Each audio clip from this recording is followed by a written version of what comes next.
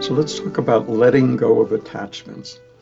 First of all, what do we mean by attachments? It's sort of often associated with Buddhism, and it's presented as something that's good for your spiritual advancement to let go of attachments.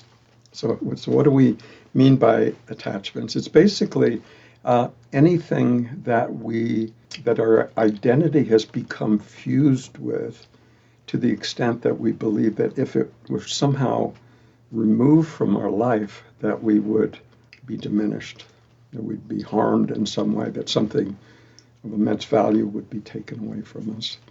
We might initially think of attachments to things, but it can also be attachment to other people. It can be attachment to ideas. It can be attachment to careers, skill sets, appearances, attachment to, being a certain kind of person, any kind of self-identity.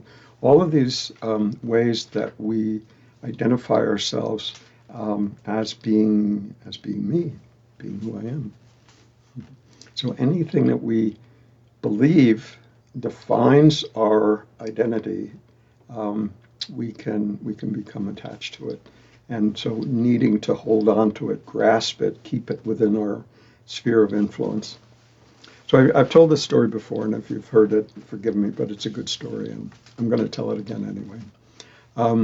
But the story is that when I was in high school, if you had a car, you were allowed to drive your own car to school. And so a few people had access to cars, and that was special already. But there was one kid that I remember, this is some decades ago.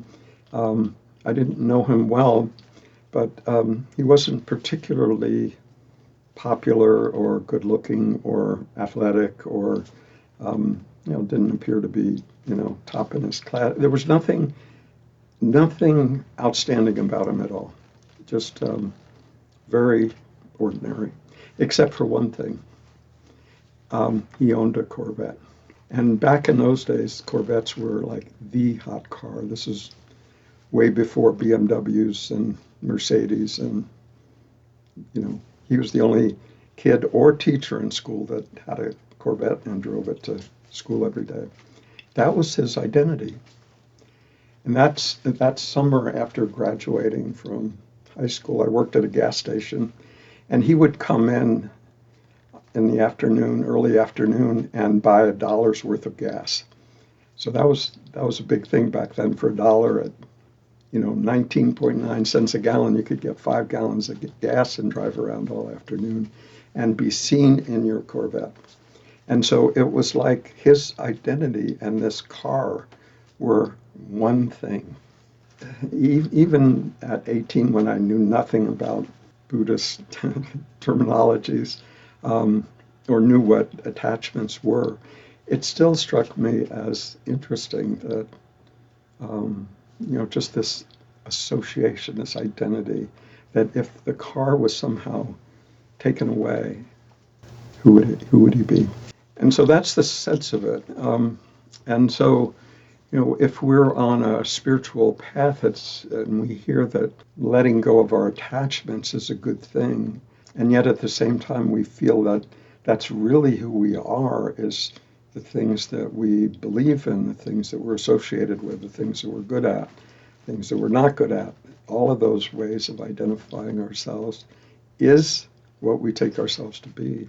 So the idea of losing those attachments to what we truly believe that we are, might sound like a good idea spiritually, but when it comes down to actually having those things removed from our life, it can get real, and we might not like that. But what may keep us in the game is thinking, I'll let go of my desire for a bigger house, because what I'm really after is spiritual enlightenment.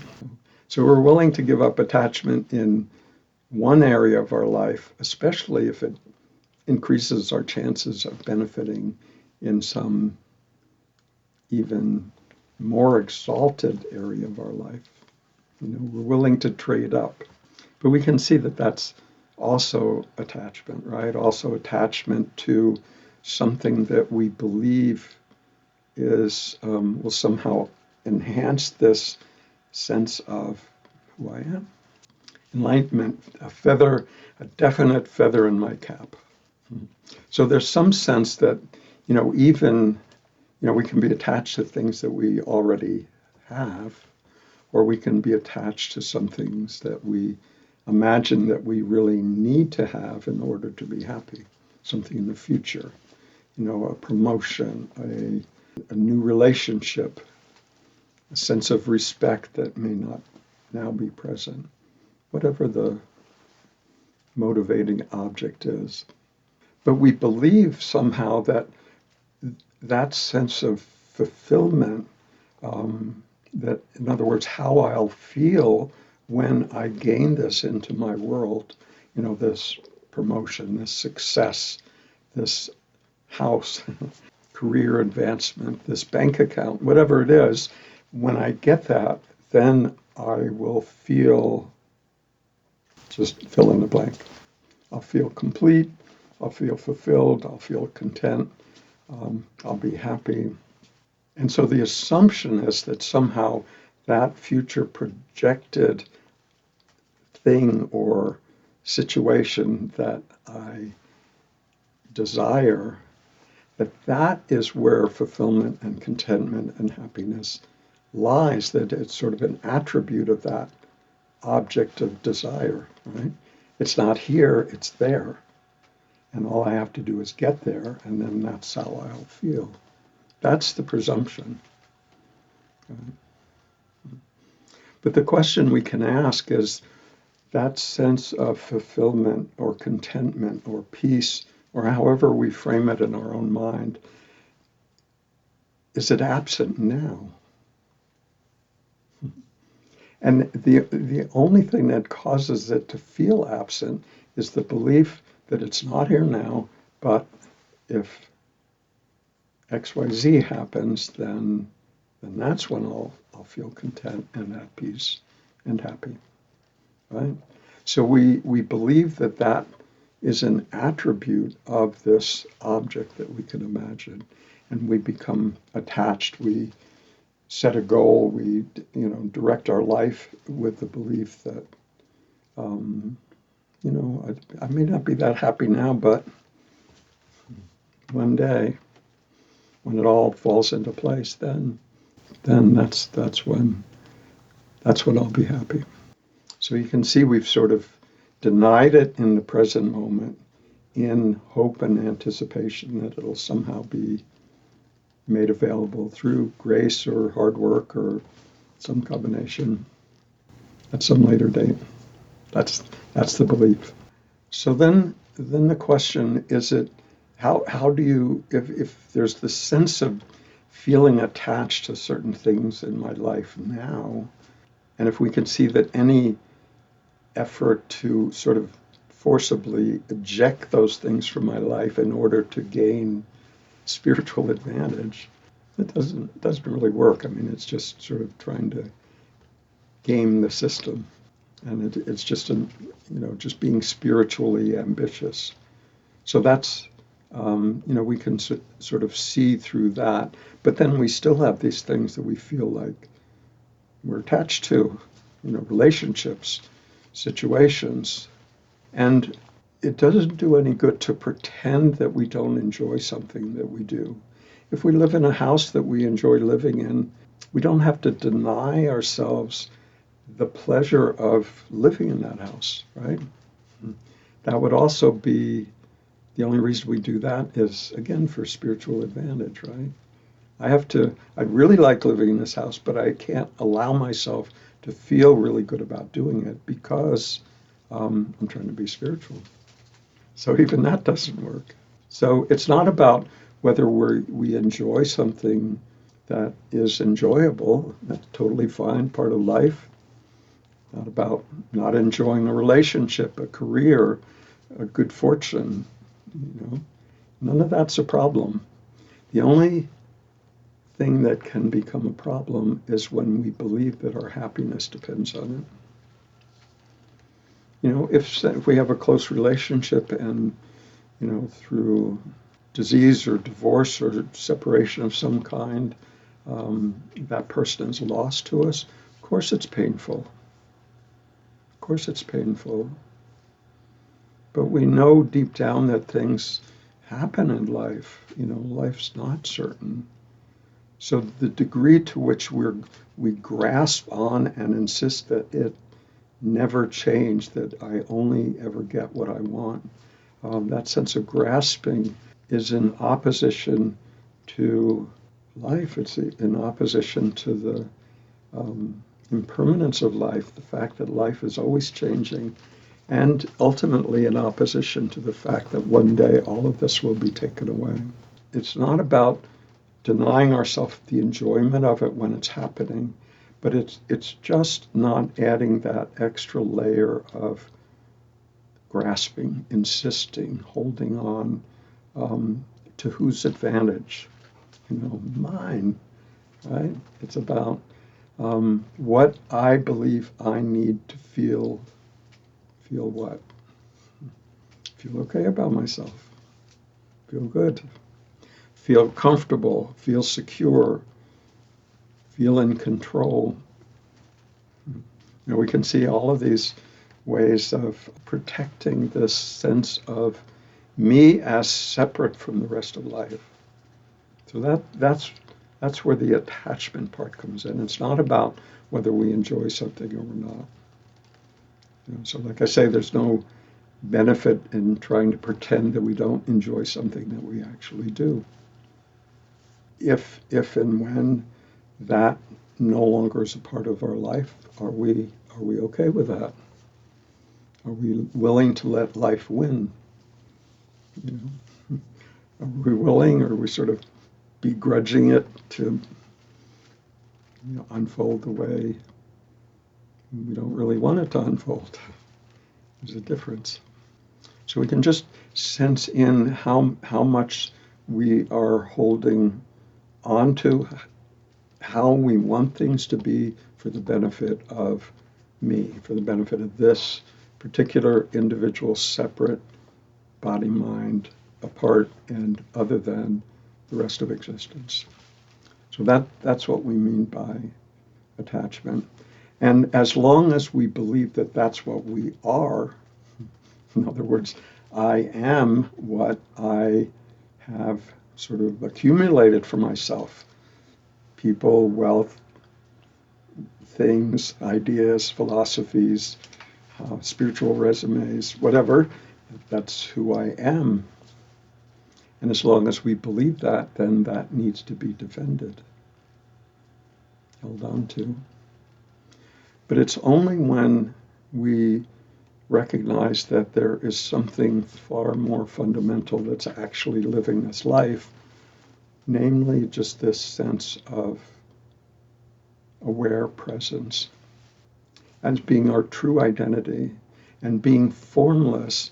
It's not subject to the law of impermanence. We don't gain it because it's always been there, and it's not subject to loss. Right? It's subject to loss because, in a sense, it's never been born into this world of form. So it's not something that we attain, that we don't have now, but we attain. And it's not something that we can lose. It's just as it is. We may become or be oblivious to it. That's possible. Actually common. Actually the norm. But one day we discover, no, that's always been there. We were just busy thinking, trying to arrange our life to sort of surround ourselves, support our, build ourselves up with this set of ideas about who we take ourselves to be. But when all of that is relaxed, all that is seen as not untrue, I mean, it's still relatively true, all those things we take ourselves to be. I mean, it's still relatively true that, we have this career and that idea and this storyline and, these hopes and fears, that's all relatively true. It's just not who we most essentially are. There's something more fundamental. And that which is more fundamental doesn't require propping up. And if it doesn't require propping up, it doesn't need to be defended. It doesn't need to be protected in that way. I'm not talking physically now, or even emotionally. I'm just talking pure essence here. And, we all know, but rarely admit that life does change and that ultimately everything that we take ourselves to be will, sooner or later, will be taken. And so we can either, sort of ease off on the attachment sooner. It makes it much easier when things begin to, or suddenly are taken away. Doesn't mean that we don't fully enjoy them when they're present, almost as if there's more enjoyment, more pleasure in knowing that nothing is permanent. It's just like a real flower versus a plastic flower. It's similar in some sense, except that one is impermanent and immensely more interesting. Holding on, sort of being attached to any way that we define ourselves will ultimately be challenged. So we can either see the limitation, the downside, the suffering that is caused by trying to hold on to something that is by its nature impermanent. Or we can enjoy life as it shows up, situations, relationships, possessions, as they show up. Great, wonderful, no problem.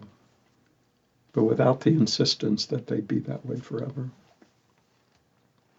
And we can't do that from the belief that I am separate. It just doesn't work. We can try really, really hard not to be attached, but when it push comes to shove, it's like, yeah, but I sort of need this for my own protection, my own sense of well-being. But if we really get that what we truly are is this spacious, formless presence, we can still move about in the world, but without that sort of anxious insistence that it be always what I want, best for me. That's the downside of the attachment.